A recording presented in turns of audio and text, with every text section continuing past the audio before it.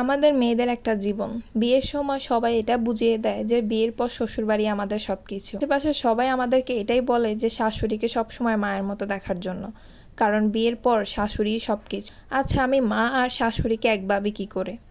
আমি যদি ঘরে কখনো কাজ কম করি বা কাজ না করি, আমার মা তো আমার সাথে কখনো রাগ করেনি। আমার মামার সাথে কখনো রাগ করে কথা বলাও বন্ধ করেনি। আমার নামে কারো কাছে গিয়ে বদনাম করেনি। আমি কি খেলাম না খেলাম সেটা নিয়ে পাড়া প্রতিবেশীর কাছে আলোচনা করেনি। সংসারে বউ হয়ে আসার পর এক হাতে যত কাজ করেছি, বাবার বাড়িতে এক হাতে তো এত কাজ করিনি। আর মাও কখনো করতেও দেয়নি। সংসারে কাজকর্ম চেষ্টা করেছে মা নিজে একা করার। পারলে আমাদেরকে হুকুম দিছে, আমরা যদি মন চাইছে করছি, না হলে না করছি। এটা আমাদের উপর ছিল। কিন্তু শ্বশুর বাড়িতে এটা তো হয় না। শাশুড়ির কাছে যদি একটু কাজ কম হয়ে যায়, তাহলে পাড়া প্রতিবেশী সবাইকে জানাবে। শাশুড়ির মেয়ে যখন অসুস্থ হয়, তখন শাশুড়ি পাগল হয়ে যায়। নিজের মেয়েকে একটু পানিও ধরতে দেয় না, কাজ করতে দেয় না। ছেলের বউ অসুস্থ হলে বলে নাটক করে, অভিনয় করে।